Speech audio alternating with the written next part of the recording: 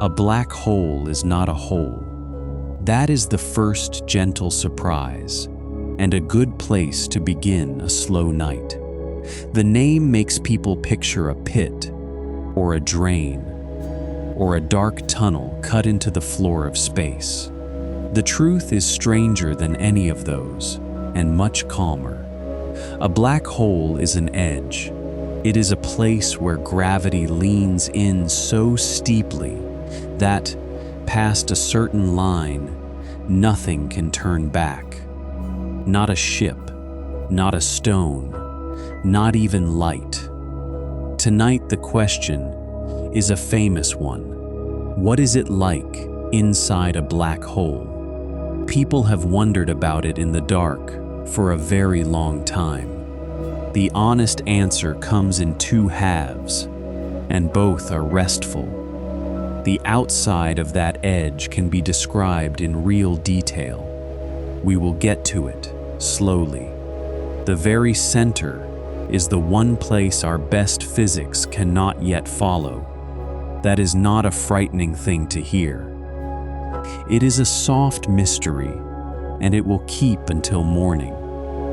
This is a place for anyone who finds the universe soothing rather than strange.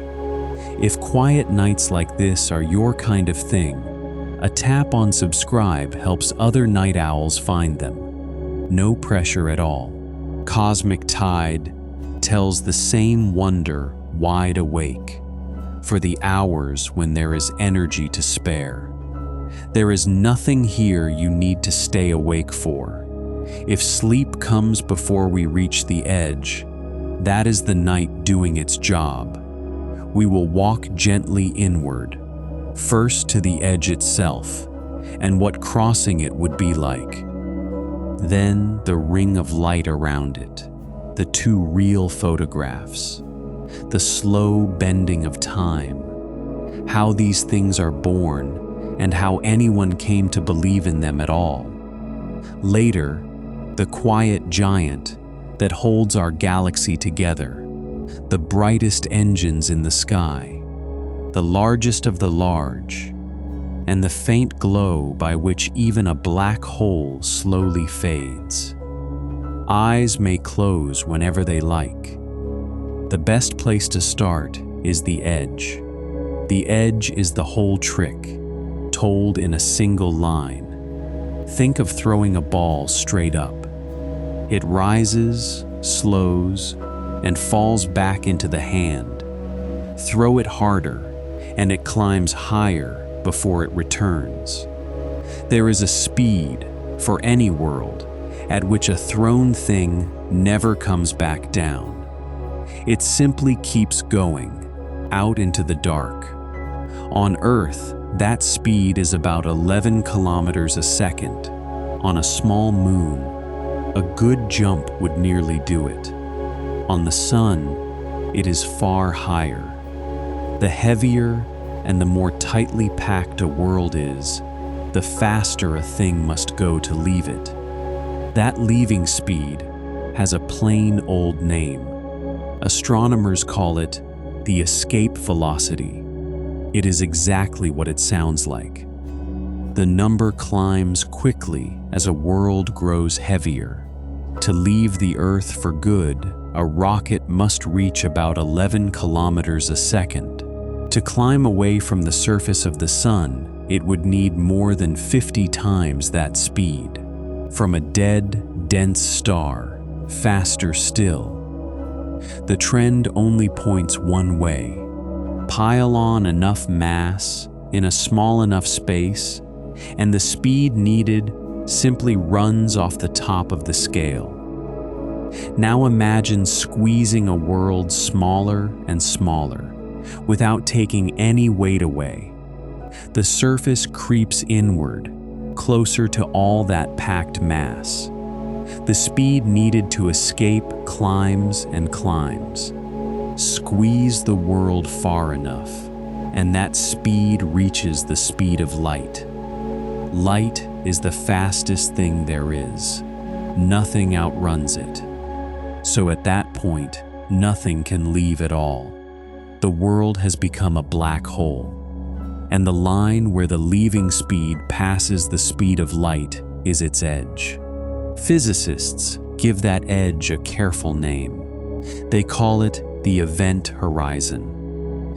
The word horizon is well chosen. On Earth, a horizon is not a wall. It is only the line past which the eye cannot see, because the ground curves away. The event horizon is like that, turned solemn. It is not a shell. It is not a surface a hand could touch. It is only the last line from which news can still reach the outside. Cross it, and every road leads inward. A signal sent from just outside can still climb away, thin and slow. A signal sent from just inside never arrives. There is no longer any direction that points out. The horizon is a one-way door with nothing hanging on it. Here is a number to hold, because it is smaller than most people expect.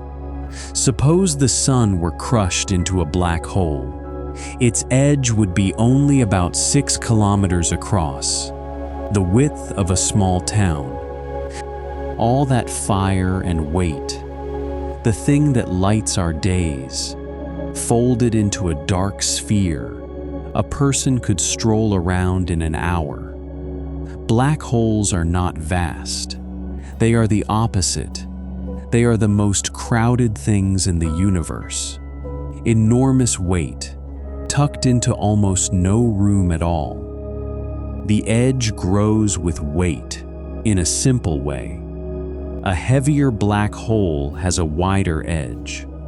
Double the mass, and the edge doubles too. So the small ones, left by stars, are only kilometers across. The giants at the centers of galaxies can be wider than the orbits of planets. The recipe is the same at every size. Only the amount of mass changes. There is a strange simplicity to these objects as well. A star is a riot of detail. It has spots and storms, and a whole history written in its light. A black hole keeps almost none of that. Once the edge has closed, nearly every feature of whatever fell in is hidden from view. From the outside, in fact, a black hole can be described by just a few numbers: how much it weighs, how fast it spins, and a faint whisper of electric charge, which in practice is almost always nothing at all. That is very nearly the whole of it. Two black holes of the same weight and spin are, from outside, the same. Physicists have a fond phrase for this. They say a black hole has no hair. It is a restful thought in its way. The most extreme object in the universe is also one of the plainest. All the noise and detail of a fallen star smoothed quietly away into a dark sphere and a handful of numbers. It is worth pausing on what that means for the fall we just imagined. When the little clock crossed the edge, it left no scratch, no signature on the black hole. It only made it a shade heavier, and, if it fell in turning the right way, a shade faster. The clock's whole history, its shape, its ticking, its name, all of that stopped mattering to the outside. From out here, one more feather of mass had joined the dark. Nothing else about it could ever be read again. A black hole forgets thoroughly and keeps only the weight. So let us do the one thing no traveler ever really will. Let us go to the edge, not fall exactly, drift. Picture a small, patient clock sent inward toward toward a giant black hole. It has all the time in the world. Not a person, just a clock, ticking, falling, so the night can watch from a safe and gentle distance. For a long while, nothing happens that a clock would notice. This is the part the films always get wrong. Near a truly enormous black hole, the fall is smooth and quiet. There is no wind, because there is no air. There is no roar, because there is nothing out there to carry a sound. The clock simply drifts, the way anything drifts in orbit. Ahead of it, a circle of perfect darkness slowly grows, rimmed with a thin band of bent light. That circle is the edge, seen from outside. As the clock draws closer, the sky does something lovely. All the starlight from behind the black hole is gathered and bent around that dark circle. The whole outside universe seems to crowd into a bright ring near the rim. The stars do not wink out. They slide and pool and brighten at the border of the dark. It is as though the cosmos were being poured slowly through a lens. If the clock could look back the way it came, the view would be just as strange. The whole universe behind it would gather and brighten. It would crowd into a shrinking window of light. The dark of the edge would swell to fill nearly everything else, and none of it would feel like falling. There would be no floor rushing up, no ground waiting below, no wind and no weight, only a slow, silent drift, a sky rearranging itself into a ring, and a circle of black opening calmly ahead, growing wider by the moment. Then the clock reaches the edge and crosses it, and for the clock itself, nothing special happens at all. There is no barrier, there is no jolt, there is no line painted on the dark. It passes the event horizon the way a boat passes an invisible line on a calm sea, without so much as a shiver. The one-way door has closed behind it, and the little clock does not even feel the latch. That is the first thing to carry into the quiet. The edge of a black hole is not a wall to slam into. It is a threshold crossed without a sound. The only thing that changes is which way the roads run. Everything else about that crossing, the slowing, the ring, the long fall that follows, we will come to, gently, one piece at a time. For now it is enough to know that the edge is real. It is smooth and it is patient. It has been sitting there around every black hole in the sky for far longer than there have been eyes to imagine it. And the little clock falls on, still ticking, into a dark that keeps its own good time. Around that dark edge lies a band of light. It is worth slowing down to look at, because it is one of the loveliest things in physics. Out in open space, light travels in straight lines. It is the straightest thing there is. But light also follows the shape of space itself, and near a black hole, space is bent into a deep, smooth curve. So the light bends too. Come in at just the right distance from the edge, and the bending becomes perfect. The light neither escapes nor falls. It circles. There is a thin shell around every black hole where a ray of light can orbit. It goes round and round, like a moon made of nothing but brightness. Astronomers call that shell the photon sphere. It is a tidy name for a beam of light caught in a ring. That ring sits a little way outside the edge. Light that strays inside it spirals down and is lost. Light that passes just outside it swings around and flies free again, on a new path. It carries a bent picture of whatever lay behind. This is why a black hole, seen up close, would wear a glowing halo. The dark center is the shadow of the edge. The bright rim is the light of the whole sky, bent around and handed back. For most of the last century, this was a thing of chalkboards. No one had ever seen it. A black hole gives off no light of its own. The nearest ones are far away, and their edges are small. Photographing one seemed close to impossible. And then a great many people decided to try anyway. The trouble was sharpness. To see something so small and so far, a telescope would need to be impossibly wide, wider than any dish ever built. So the astronomers did something clever. They joined telescopes already scattered across the Earth, some in Hawaii, some in Chile and Spain, and at the South Pole. They linked them into a single instrument the size of the whole planet. Each dish recorded the same faint glow. Later, the recordings were stitched together, so the separate dishes acted as one enormous eye. They called it the Event Horizon Telescope. The name was a promise.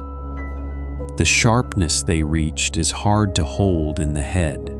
It was fine enough, in principle, to read the date on a coin in a distant city, or to make out a single donut resting on the surface of the moon. That is the kind of detail it takes to see something so small, so far away.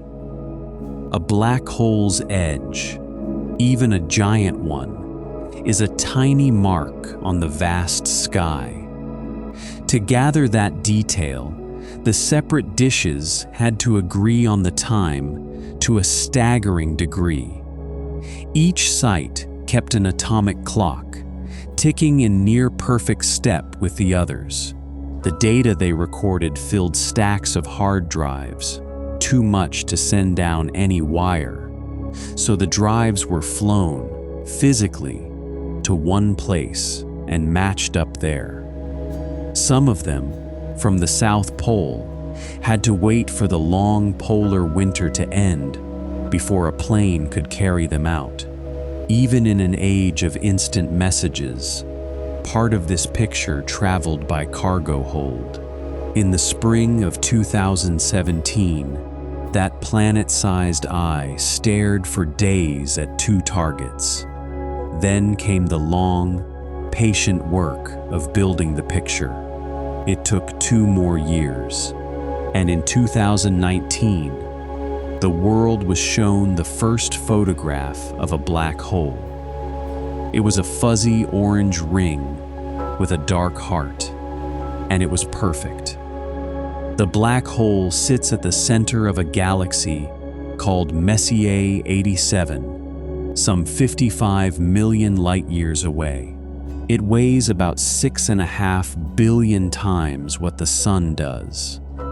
The dark patch at its middle was the shadow of an edge larger than our whole solar system. The picture looked exactly as the mathematics had promised, decades before. A dark circle, a bright, uneven ring, the light of a galaxy bent around a hole in the visible world. People who had spent their lives on the idea wept a little. That is a reasonable thing to do when a chalkboard finally opens its eyes. 3 years later, in 2022, the same team turned the picture toward home. They released a second photograph. This one showed the black hole at the center of our own galaxy. Its name is Sagittarius A star. It is a quieter, smaller giant, about 4 million times the Sun's mass. It sits roughly 27,000 light-years away, toward the constellation of the Archer. It had been there the whole time, all through human history, holding the middle of the Milky Way. And now, at last, there was a portrait of it. The second picture was harder to catch, for a rather charming reason. Around the enormous Messier 87 black hole, gas takes days or weeks to swing once around the edge. So the picture holds still long enough to photograph. Around the smaller Sagittarius A star, the same gas whips around in minutes. Its innermost ring completes a lap in about the time it takes to make and drink a cup of tea. Photographing it was like trying to snap a clear picture of a puppy that will not sit still. The team managed it anyway. So there are now 2 real photographs of the thing we were told could never be seen. Both show the same shape the theory drew. A round shadow, a ring of light bent gently around it. The edge is not a guess anymore. It has sat for its portrait twice. There is a detail in those portraits worth knowing. The size of the dark patch was not a matter of taste. The theory said exactly how large the shadow should be for a black hole of a given weight. In both pictures, the measured shadow matched the prediction closely. That agreement is much of why they mattered, and the bright rim is richer than it first looks. Woven into it is a thinner, sharper loop. Astronomers call it the photon ring. It is made of light that swung right around the black hole before slipping free, an image of the whole sky, wrapped tight around the dark. To read those rings is to weigh something invisible. It is also a way to test Einstein's old equations, in the one place their pull runs strongest. So far, in that fierce testing ground, the theory has held. And here is the thought to rest on. That ring is made partly of light that took the long way round. Light that looped once or more before it reached a telescope. In that halo, in principle, there are ghosts of the sky behind, bent and folded and returned. The darkest thing in the universe wears a crown made of the light it did not quite manage to keep. And 2 of those crowns now hang, quietly, in the record of what people have seen. There is a dizzying thought tucked inside that halo. Suppose a person could hover just outside the ring and look sideways along it. They might see the back of their own head. Light leaving them would circle the black hole once, come all the way around, and arrive back at their eyes from the far side. The whole self, reflected not in a mirror, but in the bending of space around a well of gravity. And there is not just one loop of light, but many. A ring from light that went around once, a fainter one, closer in, from light that went around twice, then 3 times, and more, each thinner and sharper than the last, stacked against the edge of the dark. In principle, they go on without end, each a truer echo of the whole sky, nested one inside another, right down to the rim. We have only begun to tease the first of them apart. The rest wait there, folded against the edge, patient as everything else about these objects. Something quiet happens to time near that edge. It is gentler than it sounds. Time is not the same everywhere. It runs a little slower deep inside gravity than it does far away. This is not a trick of the mind. It is not a fault in the clock. It is the way the universe is built. It has been measured with ordinary clocks, flown in ordinary planes. Down here on Earth, the effect is tiny, a matter of billionths of a second. Near a black hole, it becomes the main character in the story. That tiny earthly effect is not only a curiosity, it is something we correct for every day. The satellites that guide cars and phones carry clocks of their own, high above the ground. Up there, farther out from the Earth's gravity, their clocks tick a shade faster than ours. It is a matter of millionths of a second a day. But left uncorrected, that drift would throw every map off within hours. So the engineers build the difference in, quietly. The maps stay true. Einstein's strange idea is at work, gently, in every pocket. Near a black hole, the same effect grows past all correcting, and it runs both ways. The distant watcher sees the falling clock slow down, but the falling clock, looking back out, would see the outside universe speed up. The stars would seem to hurry through their motions. The far-off cosmos would run bright and fast, while the faller drifted slowly down. Time is not a single river out there. It is more like a landscape, with slow valleys and quick hills, and gravity decides the slope. Return to the little clock, still drifting inward. From the clock's own view, nothing unusual happens. It sails across the edge without a bump, exactly as before. But watch it now from far away, from the safe dark where the night keeps its distance. From out here, the falling clock seems to tick more and more slowly as it nears the edge. Its hands crawl. Its light stretches toward red, then toward a deep ember, then toward the faintest glow, and it never quite arrives. To the distant watcher, the clock seems to slow to a stop just above the edge. It hangs there, dimming, reddening. It is frozen at the last moment, like a photograph left too long in the sun. It fades until it is gone from sight, but it is never seen to cross. The crossing did happen, and easily. It simply cannot be watched from outside. So there are two true stories about the same fall. Both are honest.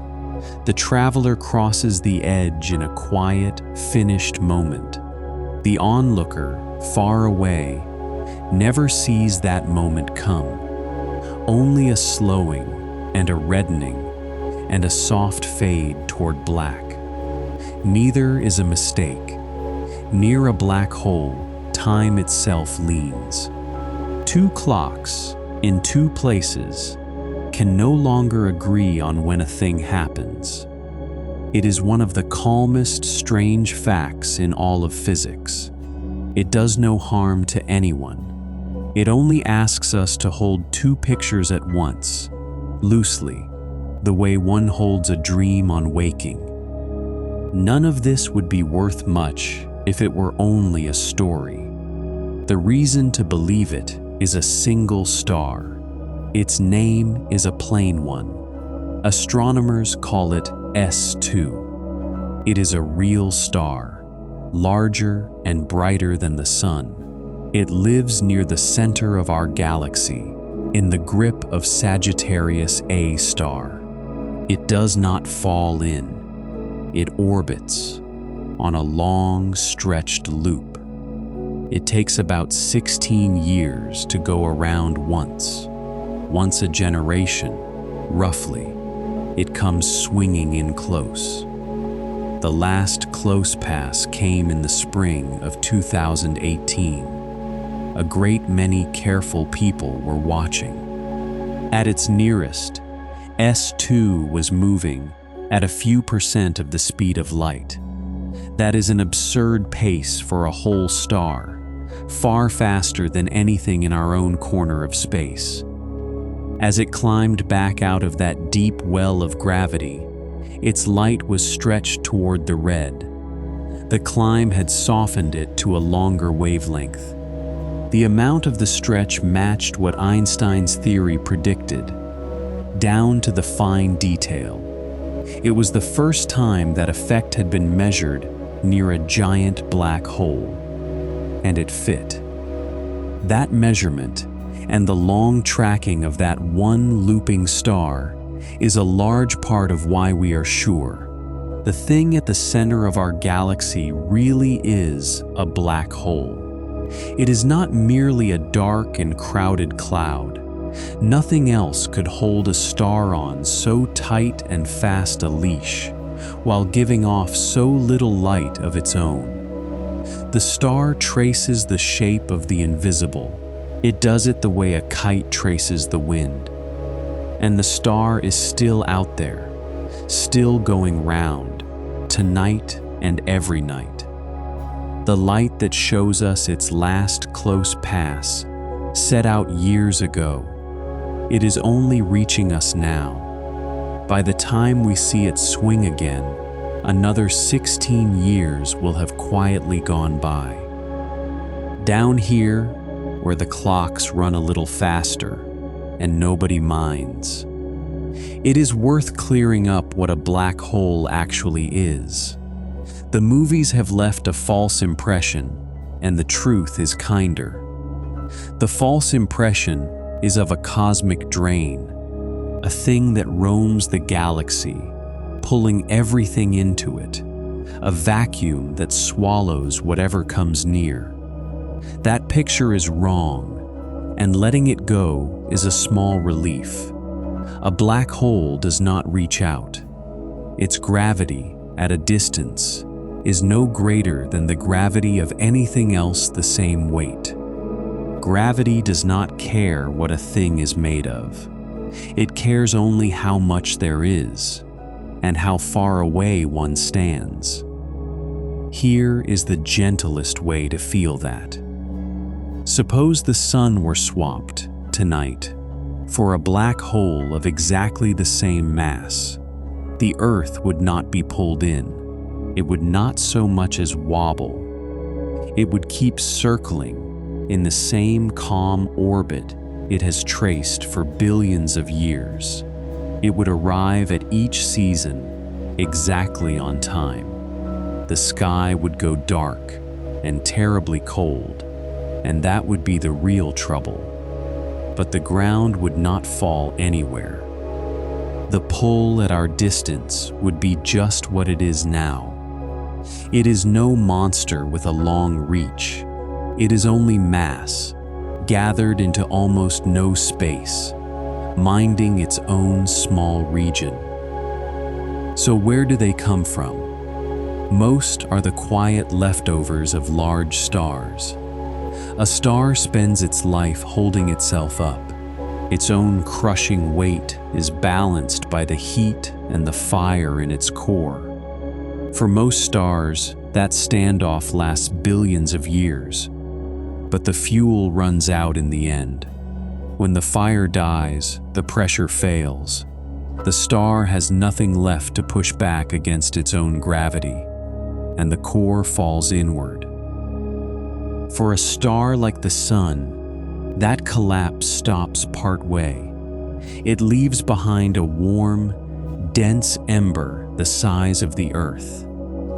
That warm ember has a name of its own. It is called a white dwarf. It is what the Sun itself will leave behind in some far-off age once its fire is spent. A white dwarf holds about the mass of the Sun in a ball the size of the Earth. It is held up not by heat, but by a stubborn rule of the quantum world.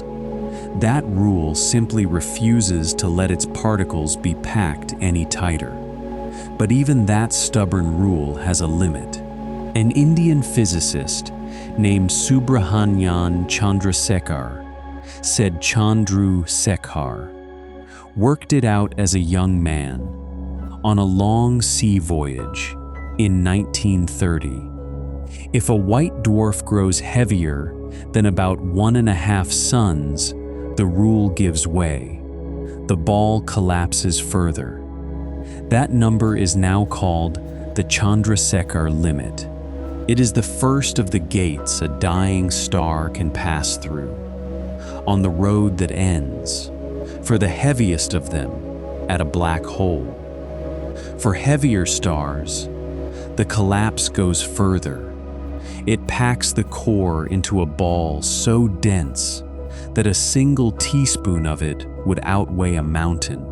But there is a limit even to that. When the leftover core is heavier than about 2 or 3 suns, nothing known can hold it up. There is no force left in nature strong enough to stop the fall. The core collapses without limit. It folds past its own edge, and a black hole is born, out of the ruin of a star that ran out of ways to shine. The final collapse, when it comes, is not a quiet thing at first. For the heaviest stars, the core falls inward in a single second. The outer layers crash down, rebound, and blow off in a titanic explosion. Astronomers call it a supernova. For a few weeks, one dying star can shine as bright as a whole galaxy. Then the light fades, and the blown-off gas drifts slowly away, and a black hole may be left behind at the center, newborn and dark, sitting in the cooling wreck of the star that made it. The brightest events in the universe and the darkest objects in it are often two ends of the same night. There is a way station just short of that final fall, and it is worth a glance. It is the closest thing to a black hole that still holds itself up. If the collapsing core is heavy, but not quite heavy enough, it stops at the last moment. It becomes a neutron star, a ball only the size of a city, packed with more than the mass of the whole sun. It is so dense that a teaspoon of it would weigh about as much as a mountain range. Many are born spinning wildly, dozens or hundreds of times a second. As they spin, they sweep beams of radio light around, like a lighthouse. Across the galaxy, we catch them as steady, rhythmic ticks. A neutron star is the last thing a dying core can become and still push back. One more measure of mass, one more failed stand, and even it gives way. The edge closes over the top of it. What was very nearly a star becomes a black hole instead. A neutron star is the universe holding its breath. A black hole is the breath let go. So there are 3 ways a star can end, set in order of weight. A white dwarf, if the star was light, like the sun. A neutron star, if it was heavier. And a black hole, if it was heavier still. 3 quiet graves, each denser than the last. The sun is bound for the first of them, in its own good time. Only the great stars, the rare heavy ones, are bound for the last. The idea is older than the evidence, as good ideas often are. More than 200 years ago, an English clergyman named John Michell imagined a star so heavy that light could not leave it. He called it a dark star, In 1916, a German physicist named Karl Schwarzschild worked out the exact size such an edge would have. He did the mathematics from Einstein's brand new theory of gravity, while serving at the front in a war he would not survive. The plain, memorable name we use came much later. It arrived in 1967 from the physicist John Wheeler, who had a gift for naming things. Before him, people said gravitationally completely collapsed object, which is accurate and helps no one sleep. He called it a black hole, and it stuck.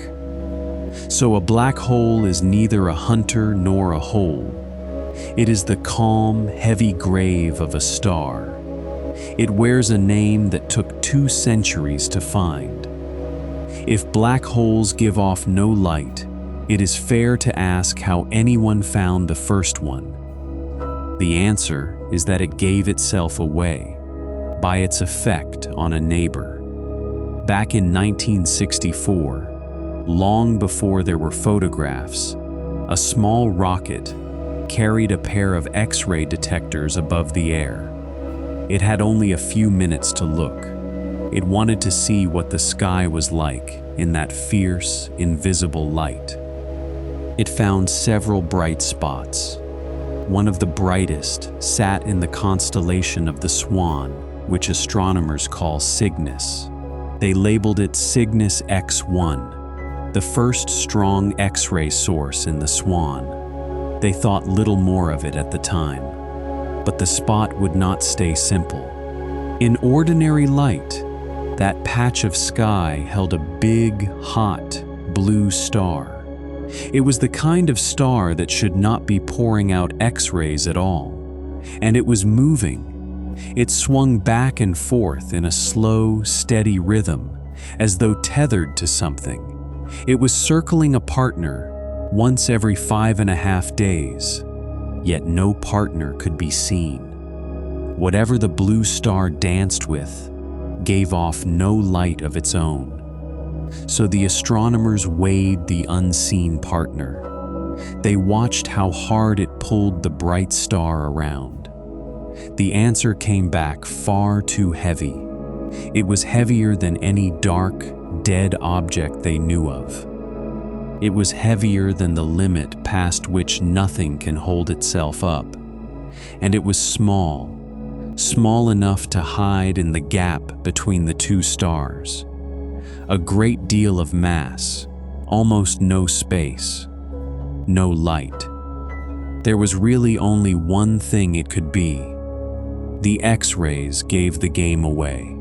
The 2 orbit close, and the black hole peels a thin stream of gas off its bright companion. That stolen gas does not fall straight in. It swirls and gathers into a flat, spinning disk. As it crowds and rubs against itself on the way down, it heats to millions of degrees. It grows hot enough to blaze in X-rays, just before it reaches the edge and is gone. The light we catch is the last cry of the gas. It is not the black hole. The black hole stays perfectly dark at the center of the glow, like the eye of a bright storm. Later measurements sharpened the picture. The dark partner is about 21 times the sun's weight, packed into a ball a few tens of kilometers across. It sits some 7,000 light-years away. For a long while, it was the best case anyone had, and it became the first object most astronomers agreed, at last, really was a black hole. Cygnus X-1 was the first, but not the last of its kind. Astronomers now know of many such pairs in our galaxy. In each, a living star circles a dark, heavy partner and spills a thin stream of gas onto it. The gas heats and blazes in X-rays and gives the hidden black hole away. These pairs are called X-ray binaries. For a long time, they were nearly the only black holes we could point to. There is a newer surprise, too, from the tremble detectors we will come to later. When those instruments began to feel black holes colliding, some were heavier than any in our galaxy's X-ray pairs. They were heavier than the models had expected dying stars to leave behind. It seems the universe has been making stellar black holes a little larger than we guessed. The catalog of the dark is still filling in. There is a poignant side to how we find these. Every stellar black hole marks the grave of a star that lived fast and died young. The bright blue giants that leave them behind burn through their fuel in only a few million years, a mere flicker by cosmic reckoning. So a black hole is, in a sense, a monument. It marks where a great, brief star once blazed, and it records exactly how much of that star was left when the fire went out. The galaxy is quietly dotted with these markers. Most we will never find. They keep the record anyway, in weight and in silence. There is a warm footnote to it. Two physicists, Stephen Hawking and Kip Thorne, were friends and sometime rivals. In 1974, they made a playful bet about Cygnus X-1. Hawking had spent years of his life studying black holes, and he bet that this one was not a black hole at all. It was, he admitted, a kind of insurance. If black holes turned out not to exist, at least he would win the bet and have something to show for the letdown. The evidence piled up over the years. The insurance stopped being needed. In 1990, Hawking conceded and signed the bet as lost. It is the happiest way to lose a wager ever devised. So the first black hole was found not by seeing it. It was found by watching a bright star kept on a short, invisible leash and feeling the weight of the thing at the other end.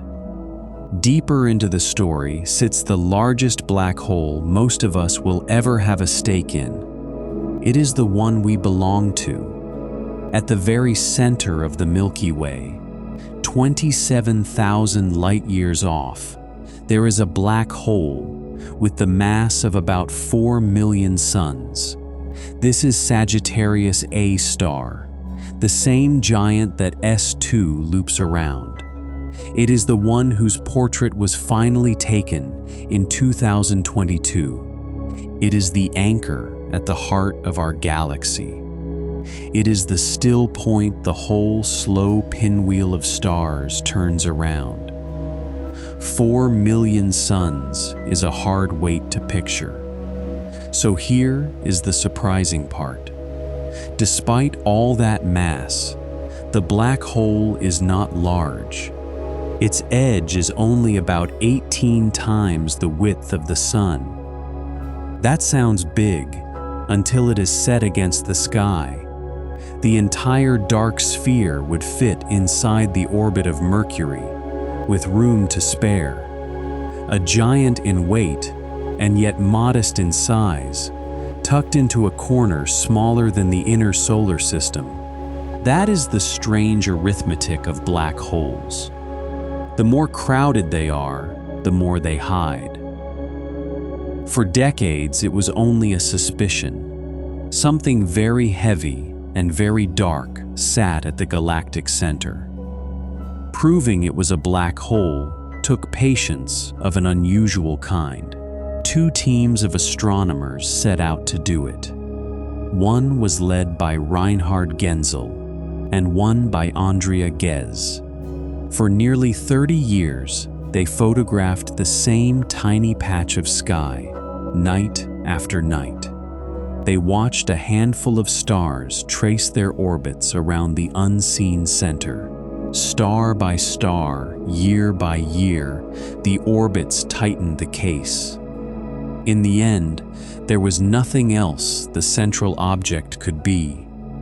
The clinching evidence was S2 itself, the same fast star from before. Its whole long orbit was traced out over a human lifetime of watching, and that orbit drew a clean, closed loop around a single point, exactly as gravity says it should around a heavy, compact mass.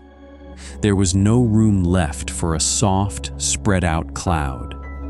Whatever sat there was small and dark and held 4 million suns.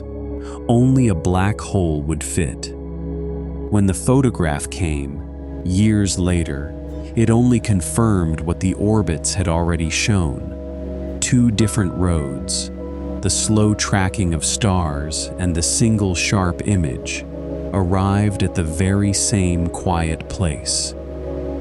In 2020, that long labor won a share of the Nobel Prize in Physics.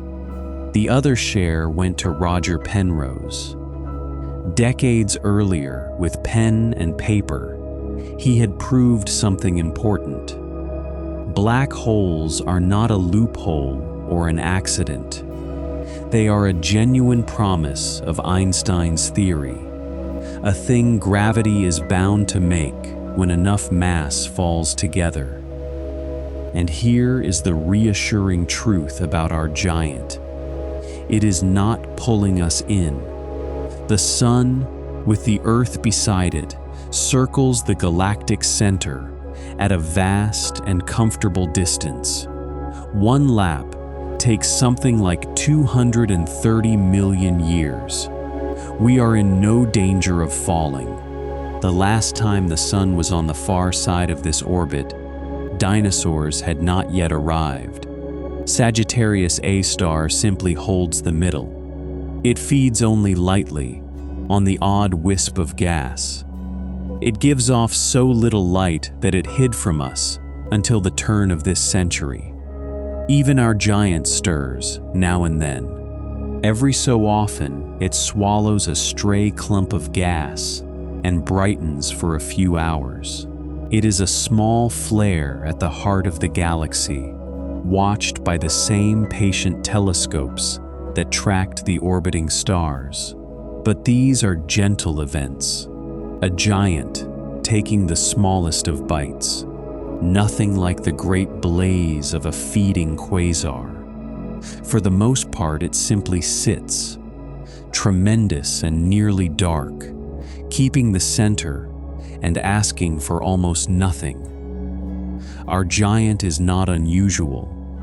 Nearly every large galaxy, when astronomers look closely, turns out to have one of these at its heart. And there is a curious tie between the two. The heavier a galaxy's central swarm of stars, the heavier its central black hole tends to be. The two seem to have grown up together, over billions of years, each shaping the other. A black hole at a galaxy's center is not a guest, it is family. Some of these central giants dwarf our own. The one in the neighboring galaxy Andromeda outweighs Sagittarius A star by a good margin. Others run to billions of suns. Ours is on the modest side, as galactic hearts go, and that is a quiet kind of luck. A calmer center makes for a calmer sky. It has been there the whole time. Through every night any human being has ever slept under the stars. The heart of the galaxy has been turning, slow and dark and calm. 4 million suns, folded into a quiet space beyond the reach of the eye. It asks nothing of us. It only keeps the center and lets the rest of us drift around it in the long, unhurried dark. There is a motion hidden inside nearly every black hole. It quietly turns the space around it into something like a whirlpool. Stars spin. Nearly all of them do, slowly or quickly. When a star collapses, that turning does not vanish. It gathers and concentrates. Think of a skater who pulls her arms in close and speeds up. The black hole inherits the spin of the star that made it, wound tighter and tighter as the core shrinks. Many end up turning at a staggering rate. Some spin so fast that their edges sweep around at nearly the speed of light. The Great Black Hole in Messier 87, the first one photographed, has had its spin measured. It turns out to be whirling close to the fastest rate nature allows. A spinning black hole is harder to describe than a still one. The simple picture Schwarzschild drew in 1916 was for a black hole that does not turn. That is a tidy idea, and almost never the real case. It took until 1963 for a New Zealand mathematician named Roy Kerr to solve the equations for one that spins. His answer is the one that really describes the black holes in the sky. And it holds a surprise. A spinning black hole does something a still one does not. It drags space around with it. This is one of the stranger promises of Einstein's theory. It has a plain name: frame dragging. Picture a heavy ball turning slowly in a jar of thick honey. The honey nearest the ball is pulled along, winding into a slow spiral. The honey out by the glass barely stirs. Space behaves a little like that honey.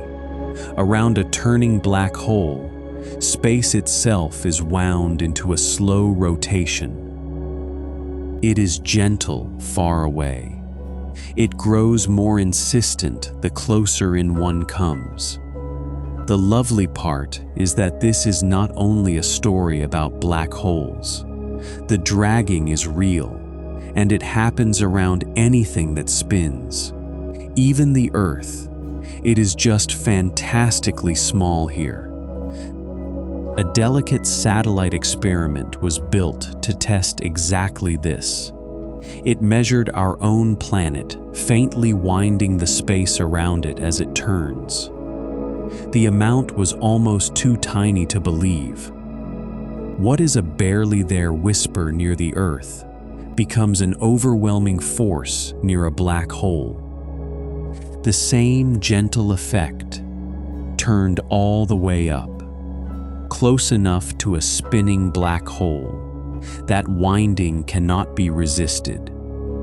There is a region just outside the edge where space is dragged around so hard that nothing can hold still. Not a stone, not a ship, not even a beam of light. Everything must turn the way the black hole turns, whether it would choose to or not. Astronomers gave that region a fine old name. They call it the ergosphere, from an ancient word for work. The name fits. There is real energy stored in all that turning, and, remarkably, some of it can be borrowed out. That idea belongs to Roger Penrose once more. The same careful mind.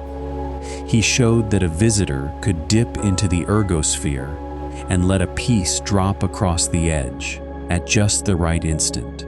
It could climb back out, carrying more energy than it brought in, having stolen a little of the spin. The black hole would turn a shade slower. The visitor would leave a shade richer.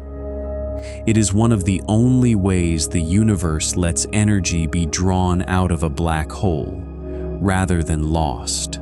And it works purely because the thing is spinning. None of this makes a black hole any less restful to imagine. It only means the dark is turning. Around the great spinning giants, the disks of glowing gas are swept along in the wound-up space. They are hurried around faster than they otherwise could go. And the twin jets of fire that some black holes throw out may be launched, in part, by the spin itself. They are flung along the axis the black hole turns about, the way water flies from a spinning wheel. This may be the deepest source of a black hole's power.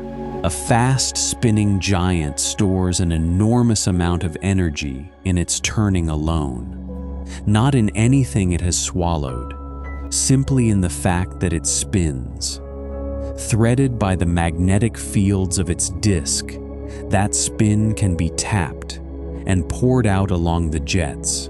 In this picture, a quasar's beam is, in part, the black hole spending its own rotation.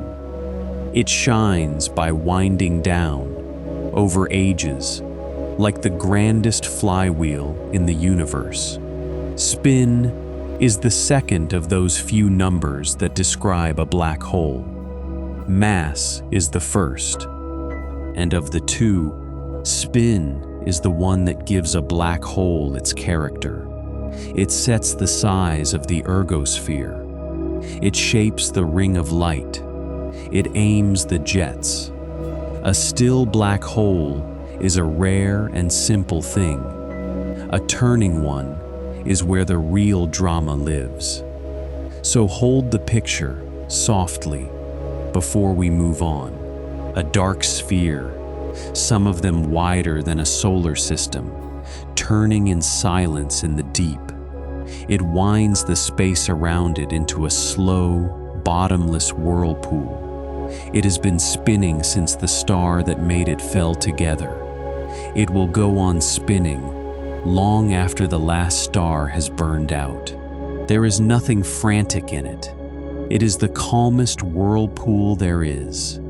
It turns once around in the dark, and then again, keeping a rhythm older than the galaxy it sits inside.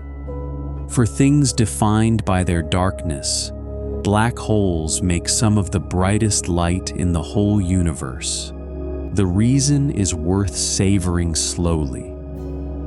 The light does not come from the black hole. It comes from the traffic jam just outside it. When gas and dust fall toward a black hole, they rarely drop straight in. They arrive with a sideways drift, the way water spirals as it nears a drain. They settle into a broad, flat disk that turns around the edge. Astronomers call it an accretion disk. The word only means a disk of gathering, falling matter, and that disk is not calm. The inner parts race far faster than the outer parts. The layers grind against one another. All that friction heats the gas to a fever, hundreds of thousands of degrees, sometimes millions. Hot things glow, so the matter blazes on its way down, invisible light, and ultraviolet, and X-rays. It pours out brilliance in its last hours, before it slips over the edge and goes dark. When a big black hole feeds well, this glow can become one of the loudest lights in creation. In the young universe, some giant black holes gorged on rich streams of gas. The disks around them lit up so fiercely that they outshone whole galaxies. The light of 100 billion stars, from a single point no larger than our solar system. We see these fires across almost the entire width of the observable universe.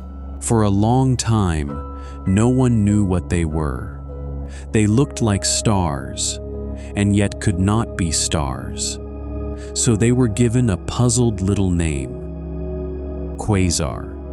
from a phrase meaning almost a star. A quasar is not a special object. It is only a giant black hole at supper, wearing a disk of light too bright to look away from. The first of these puzzles was pinned down in the early 1960s. Astronomers had found a handful of strange points that gave off radio waves and looked like faint blue stars. But when their light was spread into its colors, the pattern made no sense. For a while, no one could read it at all. Then a young astronomer saw the trick. The light had been stretched far toward the red. That meant the object was enormously distant.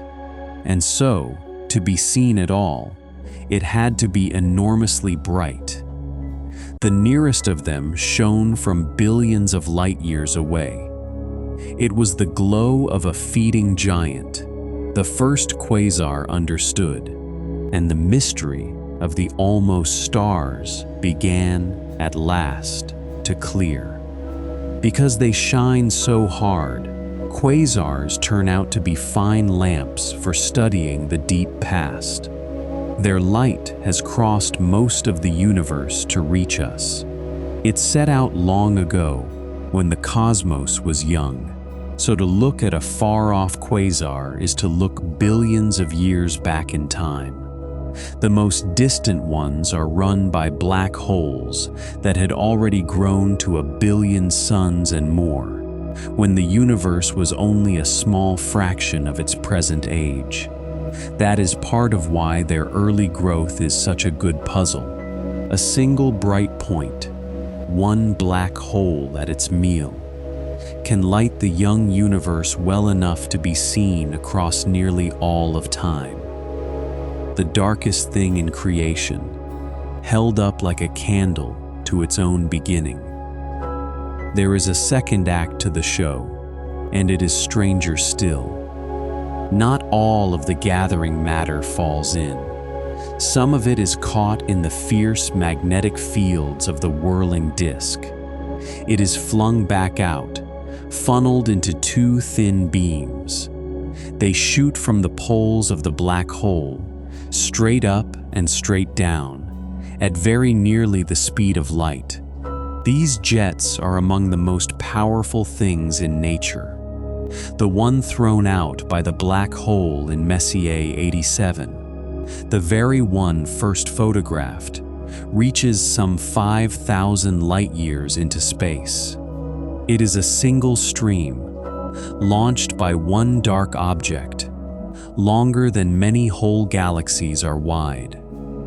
Parts of it move at more than 99% of the speed of light, and it has held its aim steady as a lighthouse for millions of years.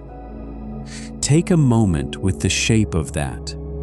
The darkest object there is, a thing that keeps even light from leaving, is also the engine of the brightest steady lights in the sky. It is not a contradiction. It is the same fact, seen from 2 sides. Enormous gravity pulls matter in, and matter, protesting the fall, throws off a last great blaze of light before the quiet of the edge takes what remains. It is worth saying just how efficient this is. When a star burns its fuel, it turns less than 1 part in 100 of that fuel's mass into light. A black hole's disk does far better. As matter spirals down, it can shed something like 1/10 of its whole mass as light and heat before it ever crosses the edge. Nothing else in the universe wrings so much brightness from so little. A black hole is the most efficient engine there is, and it runs on nothing but the fall. That jet from Messier 87 was noticed long before anyone knew what it was. More than 100 years ago, an astronomer studying that galaxy recorded a curious straight ray of light near its center. He had no way to know he was looking at a beam launched by a black hole. It was only a strange bright line in an eyepiece. The thing itself would not be understood for another lifetime. The universe often shows us its answers long before we know the questions. These engines do more than shine. When a giant black hole roars to life at a galaxy's center, its light and its jets pour energy into the gas all around.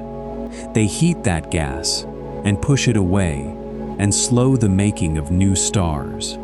In this quiet way, a black hole no larger than a solar system helps shape a galaxy 100,000 light years across. The smallest heart steering the whole vast body. The night settles again after that.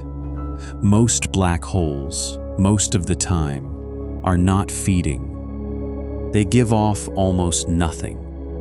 The fireworks belong to the hungry ones, and hunger, out there, is rare and passing. A black hole spends the vast majority of its long life dark and calm. The disk gone quiet. The jet stood down. It waits in the patient way that only something with all of time can wait. Once in a long while, one of those quiet giants is caught in the act of a meal. For a season, it lights a lamp that can be seen clear across the universe. Most of the time, the great black holes at the centers of galaxies are dark and still. They feed lightly, if at all. But a galaxy is full of stars on long, slow, looping orbits. Every so often, one of them wanders in too close to the center. It does not happen often to any single star, but give it billions of stars and billions of years, and it is bound to happen now and then. Even a careful crowd will now and then have someone step off a curb. When a star drifts near enough, it meets a fierce, uneven pull. The giant tugs far harder on the near side of the star than on the far side. The star cannot hold itself together against that difference. It comes apart. It is drawn out into long, bright streams of gas, unwound like thread from a spool. Its material is stretched into a glowing ribbon halfway around the black hole. Not all of it falls in. Roughly half the gas is flung back out into the galaxy. The rest swings around and gathers into a fierce, hot disk, which flares up in a sudden brightening. Over a few weeks, the light climbs to a peak.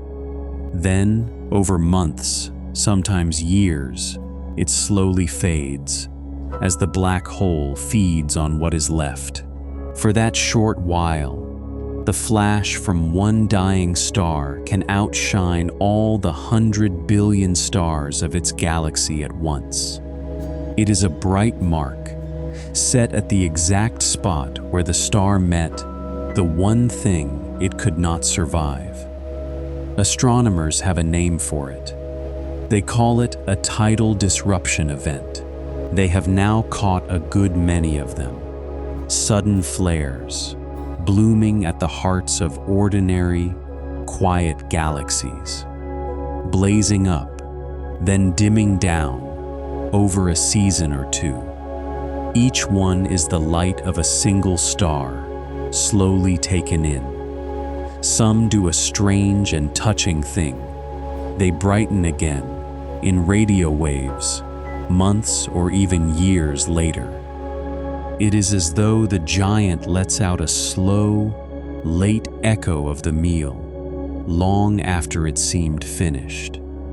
It is worth naming honestly that this is a death of a kind, a star that shone for ages, that might have warmed worlds of its own, meets a thing it cannot outlast and is unwound. That deserves a moment, but it is a slow and silent and unimaginably distant ending. It is a soft point of light brightening in a telescope across tens of millions of light years. It is not a scream in the dark, and it is rare. Any one galaxy may see such an event only once in tens of thousands of years. The giants are not hungry hunters. They are patient and mostly still. They wait longer between meals than whole civilizations last. So the flare fades in the end. The disk thins. The giant falls quiet again at the center of its galaxy, dark and calm as before. The stars that remain go on with their long orbits, unbothered, as though nothing had happened. And on the vast, slow scale of a galaxy, nothing much has. One light went out, very far away, a long time ago, and the great wheel kept turning. For a long time, these events were caught only by luck. A telescope would happen to be pointed the right way and notice a galaxy's center brighten. Now, the watching is getting better. New survey telescopes sweep the whole sky, night after night, comparing each patch with how it looked before. When something flares, they catch it early and turn to look.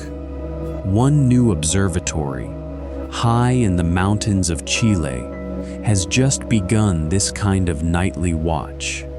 It is expected to find these stellar unwindings not one at a time, but by the thousands. Each one is a giant black hole, somewhere out in the deep, briefly lit by a star it drew too close. A slow, silent flare, 10,000 galaxies away, that we would once have missed entirely. There is a tender detail in some of them. The light does not always fade in a simple way. Sometimes it echoes. The first flare lights up gas that lies farther out, and that gas glows in turn, a little later. So the event seems to speak twice. It is a kind of afterimage, thrown across the dark. The star is long gone. Its light keeps arriving anyway, in soft, delayed waves, for a while yet. There is something almost gentle in the whole slow business, seen from far enough away. The star is not snatched in an instant. It is unwound over weeks, and its light drifts to us across millions of years, so that what we watch already happened long before the first human looked up. By the time the flare reaches a telescope, the galaxy has moved on. The disk has long since thinned. The giant has been quiet again for ages. We are only reading an old letter, softly, about a star that is already at rest. Black holes come in a great range of sizes. It is a soothing thing to lay them out in order, from the small and near to the vast and far. The smallest ones we are sure of are the stellar black holes. They are the collapsed hearts of dead stars, weighing from a few suns up to a few tens of suns. Cygnus X-1 is one of these. Their edges are measured in kilometers, the width of a town. The galaxy is thought to hold many millions of them. Most are dark and alone, drifting between the stars.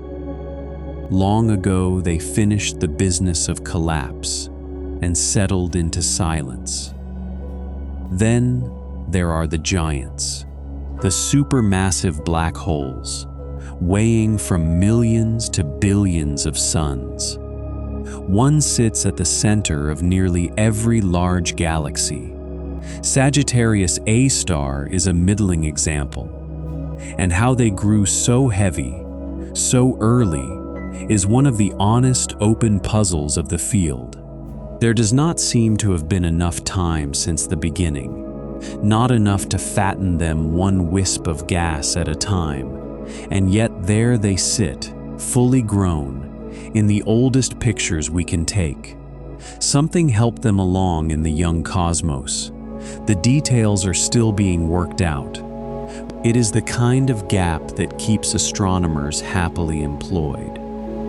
There is a curious near gap in the middle of the family, too, between the stellar holes of a few dozen suns and the giants of many millions.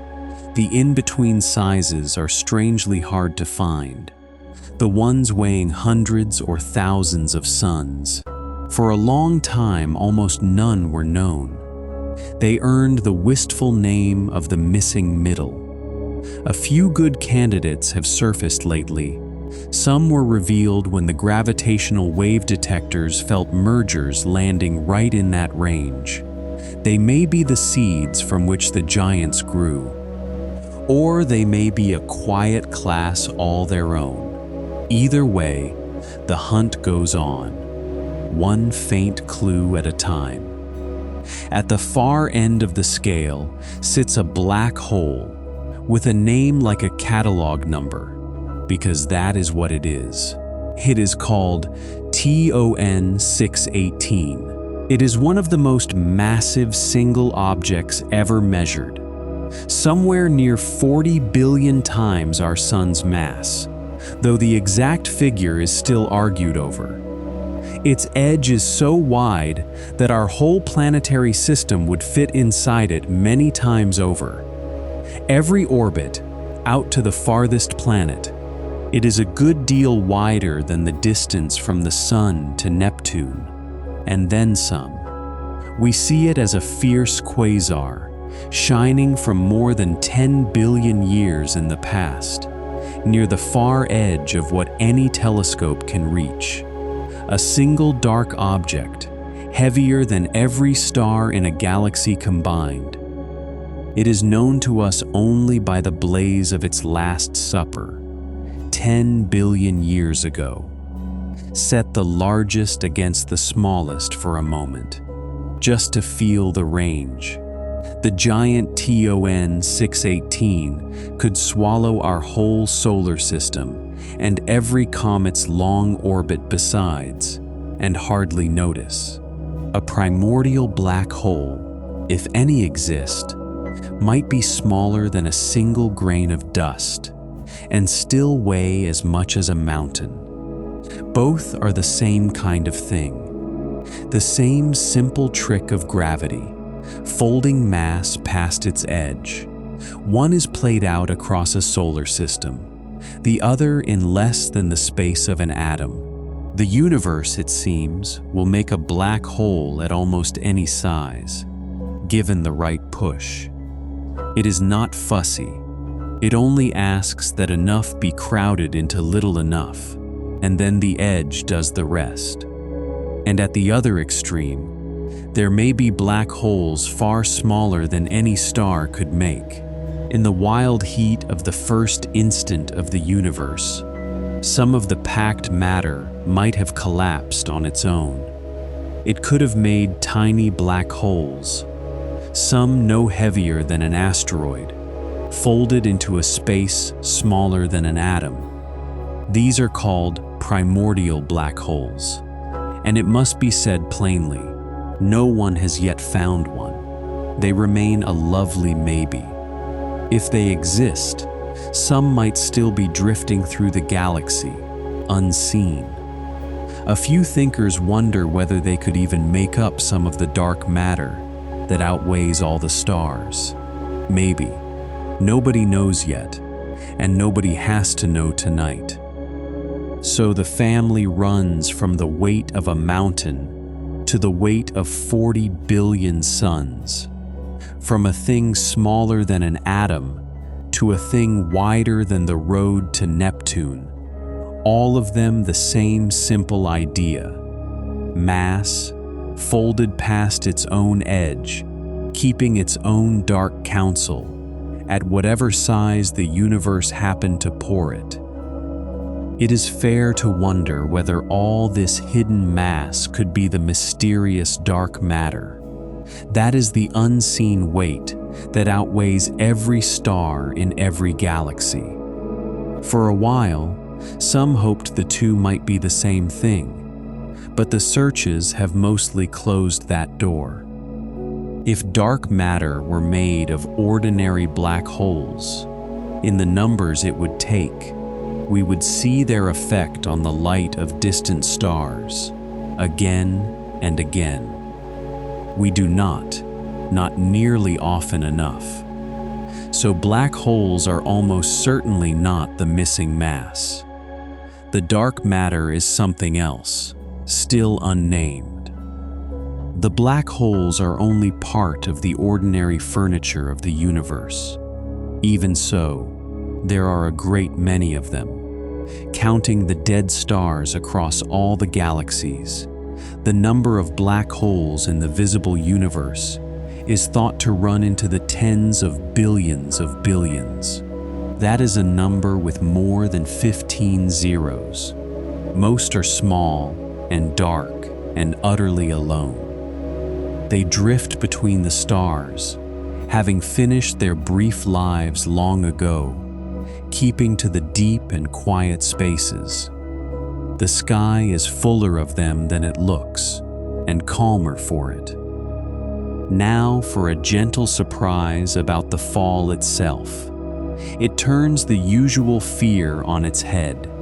A small black hole is far less kind to a visitor than a giant one. The big ones let a traveler in softly. The reason is a thing called tidal force. It is the same effect that raises the tides in the sea. Gravity pulls a little harder on the near side of something than on the far side, because the near side is closer. On Earth, the moon pulls the near ocean a touch harder than the far one, and the sea bulges. Near a black hole, that difference between near and far becomes the whole story. A falling body feels a stronger pull on its leading edge than on its trailing edge, and so it is stretched, gently at first, along the line of the fall. For a small black hole, the kind a dead star leaves, the stretching turns severe a long way out, thousands of kilometers before the edge. The pull on one end so outpaces the pull on the other that anything falling is drawn into a long, thin thread. Stephen Hawking gave this its slightly comic name. He called it spaghettification, the stretching of a body into a strand. The word has stuck because it is honest and because it is easier to say than to face. Around a small black hole, the visitor is drawn out long before ever reaching the edge.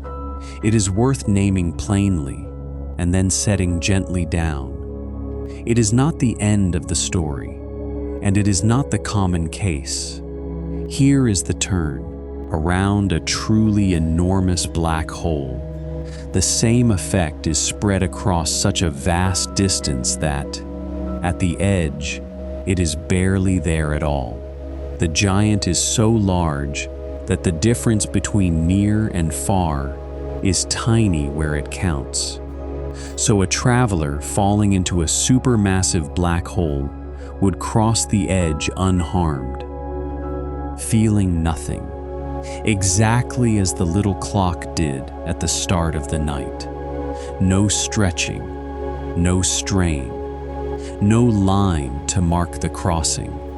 The tearing comes only much later, far inside, once the fall has carried deep enough for the difference to grow.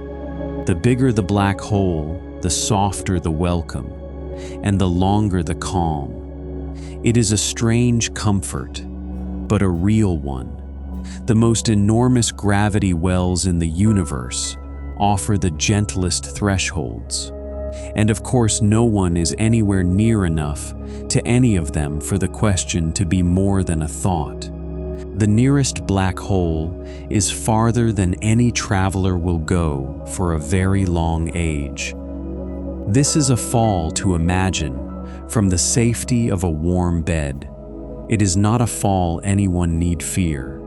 The stretching is real physics, honored and understood, and then it is quietly folded away, like a strange fact learned in a dream and set aside by morning. There is a wilder thought that sometimes attaches to the fall. It is worth turning over gently, for the pleasure of it, so long as its standing is kept clear. It is a maybe, not a fact. The mathematics of a spinning black hole, taken at face value, sometimes seems to allow strange things past the edge.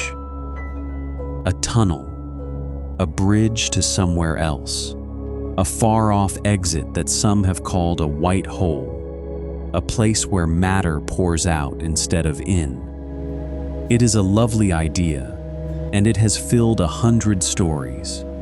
But it must be said plainly, no one has any evidence that such tunnels are real. The calculations that hint at them almost surely break down long before, at the very center, where our physics runs out. In all likelihood, the passage closes, and there is no other side to reach. The honest answer is that a real black hole is far more likely a one-way ending than a doorway. Still, the thought is a soft one to hold at the edge of sleep. Somewhere in the mathematics, not yet ruled all the way out, there is the faintest sketch of a road that leads through. Probably it leads nowhere, but it is a nice thing to wonder about, turning slowly as the room goes dark. So the gentleness holds all the way to the edge, and a good way past it. And then, deep inside, the story reaches the one place the night has been circling from the very first minute. What lies at the very heart of a black hole is the honest core of the whole mystery, and it is a quiet, humbling thing to arrive at. Follow the mathematics of Einstein's theory inward, past the edge, and it does not stop. It says the fallen matter keeps falling, with nothing anywhere to hold it up. Tighter and tighter it crushes together, until it reaches a point of no size at all, and infinite density. Physicists have a name for that point. They call it the singularity, and for a long time it was taken almost at face value, as though the heart of a black hole were a real dot of endless density sitting at the middle. But the wiser reading is gentler and more interesting. That infinity is not something anyone has seen or measured. It is a signal, a flag raised by the equations themselves. It is telling us they have been carried past the place where they still work. Whenever a good theory starts handing back infinities, it is not describing a real infinity out in the world. It is confessing that it has reached its own edge. It is saying a deeper theory is needed to go on. The singularity is best understood not as a described object, but as the honest mark of where our understanding runs out. That does not make the black hole itself doubtful. Roger Penrose, the same one honored in that Nobel Prize, settled part of this long ago. In 1965, with careful mathematics, he proved something firm. Once enough matter falls together, this kind of breakdown at the center cannot be avoided within the theory. collapse really does lead to a place the theory cannot describe. So the edge is real, the fall is real, and the center is a genuine question, not a fantasy. To say what truly sits at the middle, we would need a deeper theory, one that joins the physics of gravity, which rules the very large, with the physics of the very small, the quantum world of particles. Each of those great descriptions works beautifully in its own domain, but no one has yet fully married them. That missing marriage even has a name: quantum gravity. Finding it is one of the great unfinished tasks of physics. Until it is found, the very center of a black hole stays sealed, not only from our telescopes, but from our equations. And there is something restful in that, rather than frustrating.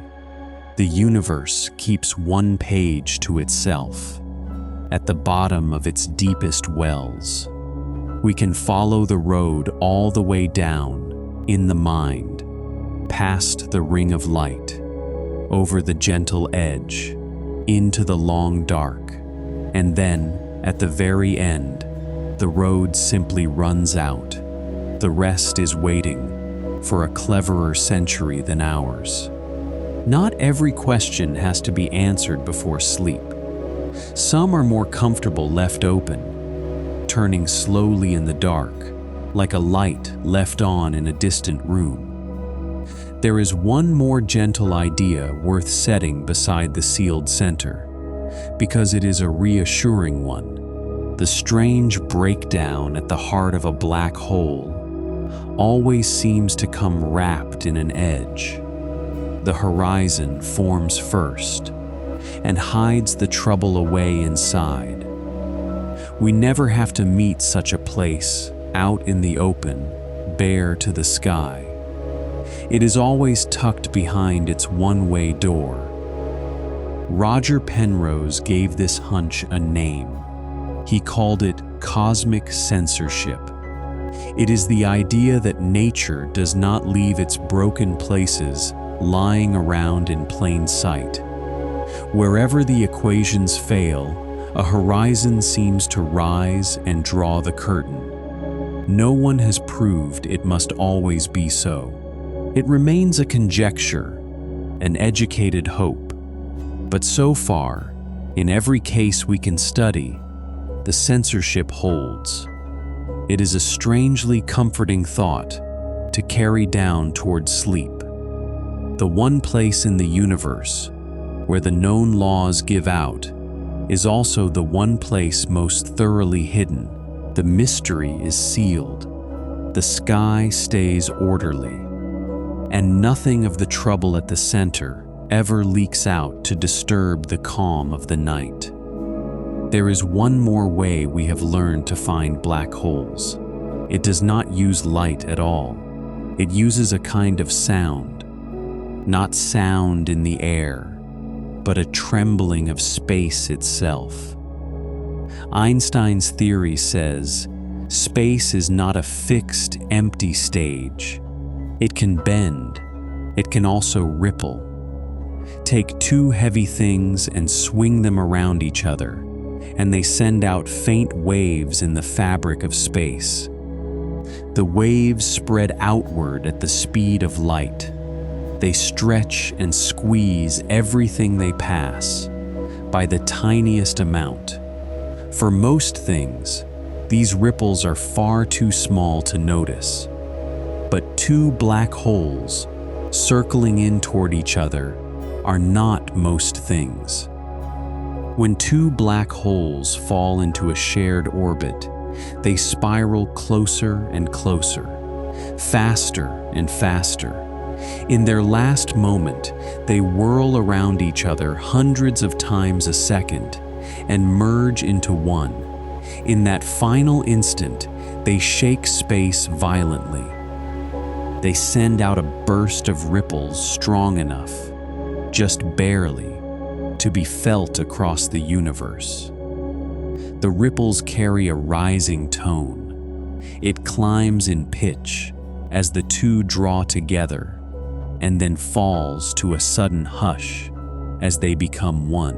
Astronomers fondly call that rising note the chirp. On the 14th of September 2015, the chirp was caught for the first time.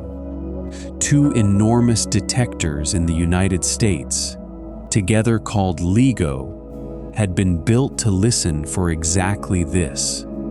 Each one is a pair of tunnels, kilometers long, with laser light running down them. They watch for a stretch or squeeze in their length smaller than a single atom. That morning, both detectors felt the same faint shiver, a few thousandths of a second apart. It was the ripple from two black holes. They were about 36 and 29 times the sun's mass. They had merged more than 1 billion light years away, long before there was anyone here to listen. The numbers in it are quietly staggering. When those two black holes became one, the new black hole weighed a little less than the sum of the pair. About 3 suns worth of mass had vanished in the merger. It was turned entirely into the energy of the ripple, in a fraction of a single second. For that brief moment, the collision poured out more power than all the stars in all the galaxies of the visible universe combined. And yet not a spark of it was light. It was pure trembling of space. By the time it reached the Earth, it was gentle enough to move the detectors by less than the width of the core of an atom. Catching it was one of the most delicate measurements ever made. The people who imagined and built that instrument worked at it for 40 patient years. They were honored with the Nobel Prize in 2017. One of them was Kip Thorne, the same friend who had once won a playful bet about Cygnus X-1. The bets and the prizes are the human warmth around a cold and beautiful fact. We had grown a new sense. For all of history, we had studied the sky only by the light that reached our eyes. Now we can feel it tremble as well. And the first thing we felt was two black holes meeting in the dark 1 billion years ago, sending out one rising note that we finally had the ears to hear. That first note was only the beginning. In the years since, the detectors have felt many dozens more of these mergers. The collision of black holes has gone from a once-in-history marvel to something caught almost routinely. A slow, steady drumbeat of distant unions, sounding out of the dark. And in 2017, the instruments felt something new. Not two black holes this time, but two neutron stars spiraling together. At that same moment, telescopes around the world swung toward the same patch of sky and saw it flare with light. For the first time, a single event out in the cosmos was both heard as a tremble in space and seen as a glow in the sky. That collision even forged a wave of heavy elements, gold and platinum among them, flung out to drift among the stars. The dark had been heard at last, and then, for one bright moment, also seen. There is a homely echo of that in a jewelry box. Much of the gold in the world, in every ring and every chain, was forged in collisions like this one, in the meeting of dead stars, ages ago, and scattered across space to settle, in time, into planets and people.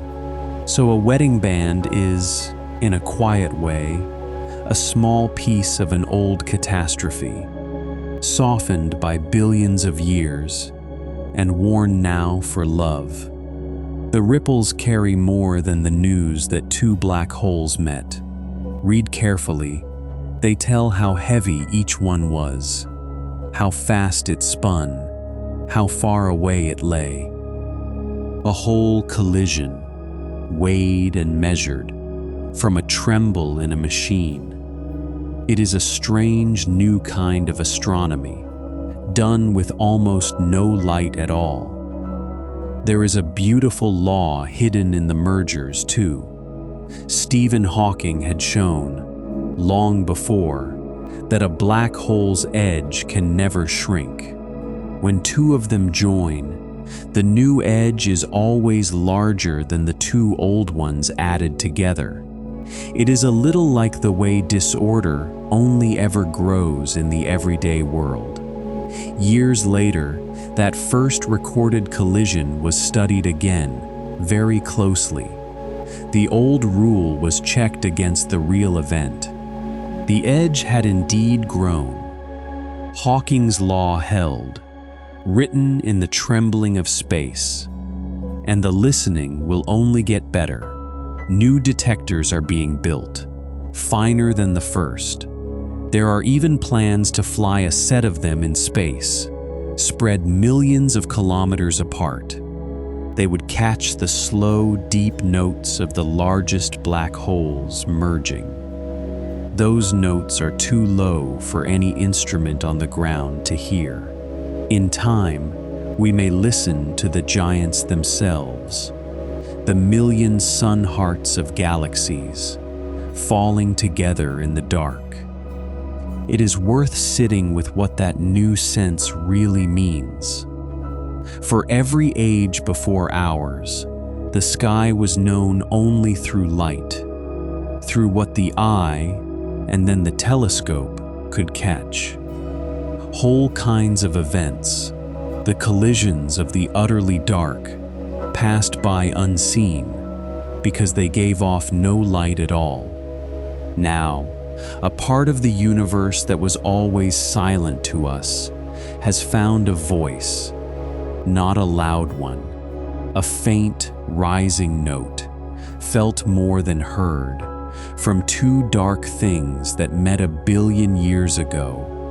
The sky has gained a sound, and the first word it spoke was black holes. There is a last thing to tell about black holes. It is the gentlest turn of all, because it means that even they do not last forever. For a long time, everyone assumed a black hole was permanent, a one-way street where things went in and nothing came out. Then, in 1974, Stephen Hawking looked closer. He was the same physicist who named the stretching and lost the bet. He worked through what happens at the very edge when the rules of the quantum world are taken into account, and he found something no one expected. A black hole is not perfectly black after all. Its edge glows, ever so faintly, a whisper of warmth leaking away into the dark. The way it happens is subtle, and the short version is enough for a quiet night. The empty space just outside the edge is not truly empty. On the smallest scales, it flickers with faint activity. Now and then, that flickering lets the black hole shed the tiniest trace of its energy. It is carried off as a dim radiation. Little by little, the black hole gives itself away to the dark around it. It loses a feather of mass, and then another. Very slowly, it shrinks. Given enough time, a black hole will simply evaporate. It fades away entirely, returning all it ever swallowed to the universe as the faintest possible glow. In honor of the man who found it, this leak is called Hawking radiation. The word slowly does not begin to cover it. The fading is so gradual as to be almost a joke. A black hole made from a dead star would take so long to evaporate that the number of years has more than 60 zeros after it. Beside that span, the whole age of the universe so far counts as less than a single blink. A giant, like the one at the galaxy's center, would take far longer still. Every black hole in the sky today will outlast the stars. It will outlast the galaxies. It will outlast very nearly everything. Only in an almost unthinkably distant future will the last and largest of them softly wink out. But they do wink out, in the end. Even the darkest, heaviest things the universe can make are, on a long enough night, temporary. There is a gentle twist buried in this. It runs against every instinct. A black hole has a temperature, and the bigger it is, the colder it is. The little ones are the warm ones, glowing more strongly as they shrink. The great giants are colder than almost anything, colder even than the faint afterglow of warmth that fills all of space, left over from the birth of the universe. And that has a quiet consequence. Because the giants are colder than the space around them, they cannot really begin to fade yet. For now they take in more of that faint warmth than they give back. So they hold steady, or even grow. Only in the far future, once the universe has spread out and gone dark, colder than the black holes themselves, will the long fade truly begin. The giants are not just patient, they are waiting for the whole cosmos to grow quiet enough for them to start letting go. It is worth following that far ahead, gently, because the view from the deep future is a peaceful one. In time, all the stars will burn out. The gas to make new ones will run low, and the galaxies will darken one by one. And when the last star has faded, the black holes will still be there. For an almost endless age, they will be nearly all that remains. Drifting through a cold and darkening cosmos, the final landmarks of a universe grown quiet. Even they do not last forever, as we have seen. One by one, across spans of time that make the present age of the universe seem newborn, they will give up their warmth and fade. The small ones first, the great giants last of all, long after everything else is gone. And then, at the very end, even the darkness will be empty and very still. There is no need to find that sad. It is unimaginably far away, further than the mind can truly reach. And it is a slow, soft ending, not a violent one. The universe does not crash shut. It simply cools and spreads and settles, the way a room settles into quiet after a long day. The black holes are the last ones to turn out the light, and they take their time about it, as they take their time about everything.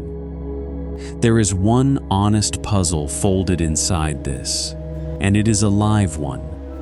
Suppose a black hole slowly evaporates and finally vanishes. What becomes of the record of everything that fell in? All the detail of all the matter it ever swallowed. The faint radiation that leaks away seems to carry none of that detail. That would mean the information is simply erased, and a deep rule of the quantum world says that cannot happen. This is called the information paradox. It has troubled careful people for 50 years, In just the last few years, there has been real progress. Clever new mathematics suggests the information does escape after all, hidden in the outgoing glow, in a way no one had known how to read. But the argument is not finished. It is one of the places where the smartest people alive are still gently stuck, and that is a fine thing to drift off beside. There is a deep clue tangled up in all of this. It is one of the strangest and loveliest in physics. A black hole's capacity to hide things is set not by its volume, but by its surface, by the plane area of its edge. The wider the edge, the more can be hidden inside. This is not how ordinary things work. A larger box holds more because of the room within it, not the size of its walls. A black hole is different. Its secrets are counted on its skin. That odd fact has led some physicists to a bold and lovely guess.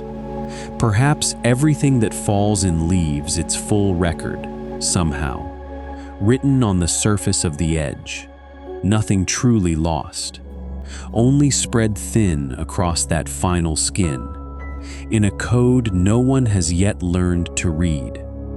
And if that is so, it hints at something wider still, that the depths of our whole universe might, in some sense, be written on a far-off surface, the way a flat sheet can hold a picture with the depth of a room. It is only an idea, unproven, and hard even to say plainly. But it grew out of thinking about black holes, the darkest objects in the sky, quietly showing us how reality keeps its books. None of this needs settling tonight. It is enough to know that even here, at the leaking edge, the universe seems careful. It does not simply throw things away. It files them, in a language we are still learning, on the one surface where all that fell is kept. After all that distance, it is worth coming home a little, to the black hole that lives nearest to us. It is close by the standards of the galaxy, and impossibly far by any other measure. And it is entirely harmless. Its name is Gaia BH1. It was found in 2022, not by its light, since it gives none, but by the way it swings a companion around. A telescope in space called Gaia had been measuring the exact positions of more than 1 billion stars. It was watching for the faintest wobble in their motion. One ordinary star, much like the sun, was seen to trace a slow, invisible loop. It was being tugged along by a partner that could not be seen. The partner weighed about 10 times what the sun does, far too heavy and far too dark to be anything but a black hole. It sits roughly 1,560 light-years away, near the constellation called the Serpent Bearer. The two of them, the sun-like star and its dark companion, circle each other every 185 days. Take the measure of that distance, gently. The light now reaching us from that quiet pair set out around the time the Roman Empire was falling. It has been crossing the dark ever since, at the speed of light, only now arriving. And in all that time, the black hole has done nothing at all but circle its star, patient and cold and utterly indifferent to us. It is the nearest one known, and it is no threat to anyone. It is only a dark companion, keeping an ordinary star company in a slow dance older than history. There is one more kind of near neighbor worth a gentle word. the loneliest of them all, Gaia BH1, at least has a companion star to give it away. But the galaxy is reckoned to hold many millions of black holes that travel entirely alone. No star beside them, no disk of glowing gas, nothing at all to mark where they are. They are the hardest things in the universe to find, because they are simply dark, drifting through the dark. And yet, in 2022, for the first time, astronomers pinned one down. It is a lone black hole, about 7 times the Sun's mass, wandering by itself some 5,000 light-years away. It gave itself away by the faintest possible sign. Over years, it drifted almost exactly in front of a distant background star. Its gravity bent that star's light a little to the side. It nudged the star's apparent place by a hair, the way a lens would. That tiny, patient bending, watched for 6 years, was enough to weigh the invisible thing passing by. It had most likely been kicked out of its birthplace by the very blast that made it. It had been drifting the galaxy ever since, alone, harming nothing. It was seen at last only because a far-off star happened to shine through the space it crossed. These two, the near companion and the lone wanderer, are almost certainly just the first of many. The same patient star mapping mission that found the near one should turn up dozens more hidden black holes. Each will be betrayed by the small wobble of a visible partner. And the new sky surveys, sweeping night after night, will catch the lone ones as they drift in front of distant stars. We are, slowly, taking a census of the dark, learning where the quiet ones lie, all through our corner of the galaxy. What that census keeps showing is how gentle they are.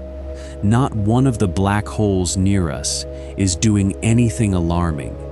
They circle, they drift, they wait. The nearest is farther than a person could travel in 1,000 lifetimes, at any speed we can build, and it has no interest in us at all. We are simply not part of its long, slow story.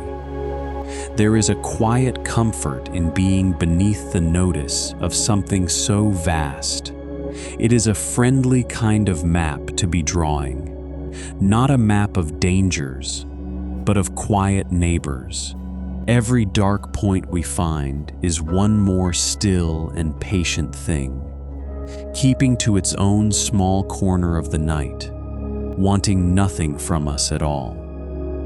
That is the truth worth carrying out of tonight.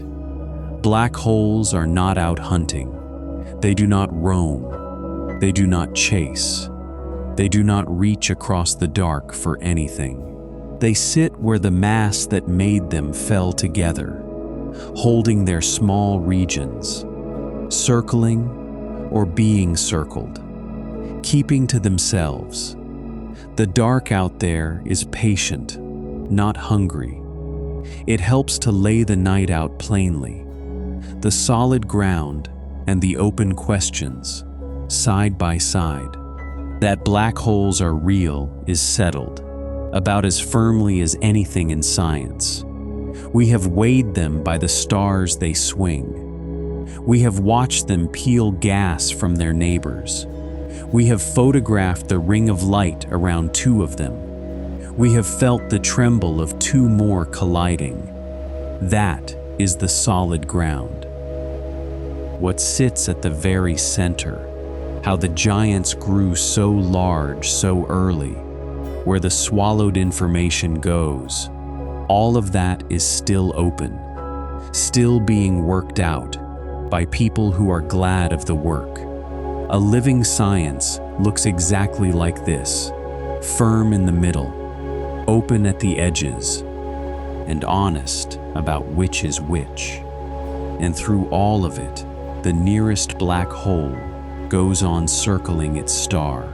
Tonight, while the world turns quietly under the window, asking nothing of anyone. So the night comes back around, the way these nights do, to the quiet place it started from. We began at an edge and crossed it without a sound. We watched a whole sky gather into a ring of bent light around a circle of perfect dark. We saw a small clock fall and redden and seem to hang forever, while from its own side it simply slipped across. We felt the weight of an unseen thing by the swing of a bright blue star. We stood at the center of the galaxy, beside a giant that has held the middle through all of human history. We watched dark engines light whole galaxies and throw beams of fire across 5,000 light years of space. We laid the black holes out by size, from the weight of a mountain to a thing broader than the whole road to the farthest planet. We followed the gentlest fall, past the softest edge, all the way down to the one page the universe keeps to itself. We heard two of them meet, 1 billion years ago, in a single rising note, and we watched even the darkest of them give off the faintest glow and begin, ever so slowly, to fade. It is a strange thing to grow fond of an object that swallows light, and yet, laid out gently across a night, black holes turn out to be easy company. They keep to themselves. They harm nothing near us. They hold the galaxies together and mark the graves of stars. There is more kindness in them than the name suggests. For all their fearsome reputation, there is something tender in what black holes turn out to be. They are the quiet graves of stars that ran out of light. They are the anchors that hold the galaxies steady. They are the deep, still wells that everything else turns around. They keep the oldest kind of patience there is. They are in no hurry at all, and they never will be. And there is a strange peace in being small and warm and brief, beside something so vast and so slow. And it is all still out there right now, going on without us. The edges are still sealed and silent. The giant at the center of the galaxy is still turning, holding its 4 million suns in a space that would tuck inside the inner solar system. The nearest one is still circling its ordinary star, its light still crossing the long dark toward some far-off night. None of it needs anything from anyone this evening. It will all keep, faithfully, while the world turns under the pillow and the room grows soft and dim. There is nowhere to fall tonight, and nothing to solve before morning. Let the edges stay sealed. Let the giants keep turning. Let the faint glow go on leaking softly into a dark that has all the time there is. Let the mind grow quiet and heavy and slow. Rest easy now. There is nothing out there in all that vastness but distance and patience and time. Good night.